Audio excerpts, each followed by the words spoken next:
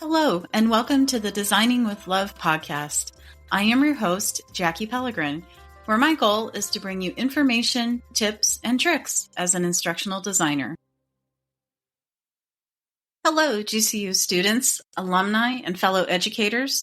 Welcome to episode 44 of the Designing with Love podcast. Today, we are diving into a topic that is absolutely essential for anyone just starting out in the world of instructional design. Universal Design for Learning, also known as UDL. Have you ever designed a lesson or course and wondered if anyone could actually access it? Or maybe you were asked to design for accessibility and weren't quite sure where to begin. Well, don't worry. Today I'm going to walk you through the what, why, and how of UDL so that you can start designing with all learners in mind right from the start. So grab your coffee, your notepad, or just your curiosity, and let's get to it. Universal Design for Learning, or UDL, is a research-based framework that helps educators and designers create more inclusive and flexible learning environments. In short, UDL is about removing barriers before they even become an issue. It's not about making special accommodations after the fact. It's about designing proactively so that learners with different needs, backgrounds, and preferences can all succeed. Think of it like designing a building with a ramp instead of adding one later. You're not just meeting a requirement, you're opening the door for everyone. And here's something important to remember. UDL isn't just for people with disabilities. It benefits everyone because we all learn in different ways. Some of us are visual learners. Some prefer audio. Some need hands-on interaction. UDL takes all of that into account. So why should you, as a new instructional designer, care about UDL? First, it helps you create equitable learning experiences.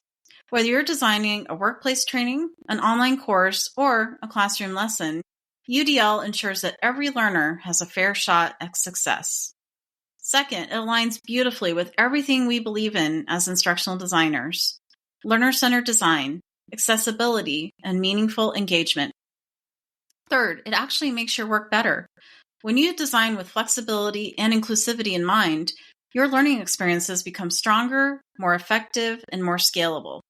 Trust me, your future self and your learners will thank you. UDL is built around 3 core principles, each designed to address different aspects of the learning process. Let's break them down. Core principle number 1, multiple means of engagement, the why of learning. This is all about motivation and interest. Learners need to feel connected to the content. Here's an example. Instead of one-size-fits-all assignments, offer choices like picking a topic for a project or choosing between a quiz and a creative reflection. Core principle number 2, multiple means of representation, the what of learning. Different learners perceive and process information differently. Here's an example.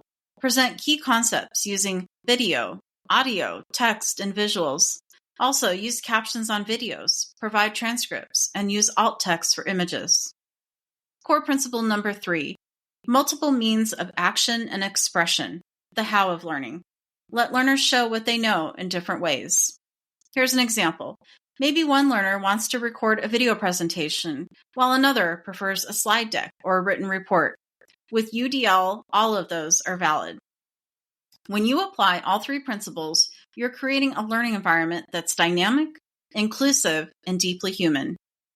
So, let's pause for a few minutes and clear up some common myths about UDL. Myth number 1, UDL is only for students with disabilities. What's the reality? No, UDL is for everyone. Designing for neurodiversity, cultural differences, and varying literacy levels all fit under the UDL umbrella. Myth number 2, UDL is too complicated or time-consuming. What's the reality? While it can take time to redesign an entire course, you don't have to do it all at once. You can start small and work your way through the changes as needed. All right, so how can you start using UDL today? Let me give you a few simple actionable tips. Tip number 1, start small. Pick one principle, maybe multiple means of representation, and apply it to one lesson or module. Tip number 2, use checklists. CAST, which is the organization that developed UDL, has fantastic resources at cast.org. You'll find guidelines, templates, and examples to get you started.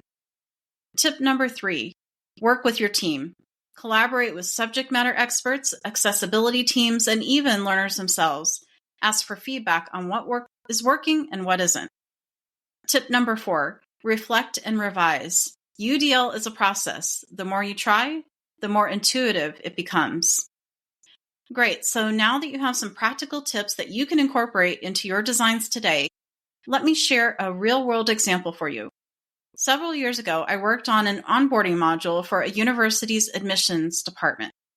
We added audio narration with transcripts, used inclusive visuals, and gave learners the option to complete a final task by either writing a short reflection or recording a video of what they learned. What was the feedback? It was great. The learners felt seen, heard, and empowered. That's what UDL can do. I hope you have found this information about how to incorporate UDL principles into your work as an instructional designer helpful as you design inclusive and accessible learning experiences.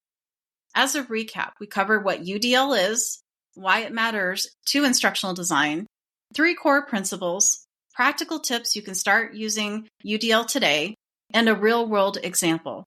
So here's my challenge to you. Pick one learning experience you're working on or one that you've already built and run it through the UDL lens. As you do this, ask yourself the following. Can learners engage with this content in different ways?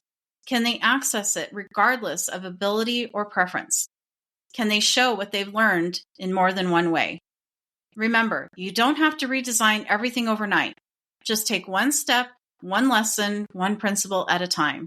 You've got this. You can check out the CAST UDL guidelines, which are available in the show notes as you audit one of your designs. In addition, you are welcome to complete an interactive microlearning course to learn more and test your knowledge. Please share your stories about incorporating UDL into your designs by sending me a text or visiting the blog site and leaving a comment using the links in the show notes. As I conclude this episode, I would like to share an inspiring quote from Dr. Shelley Moore, an inclusive education researcher and speaker. If we design for the margins, we actually make things better for everyone. Thank you for taking some time to listen to this podcast episode today. Your support means the world to me. If you'd like to help keep the podcast going, you can share it with a friend or colleague, leave a heartfelt review, or offer a monetary contribution. Every act of support, big or small, makes a difference, and I'm truly thankful for you.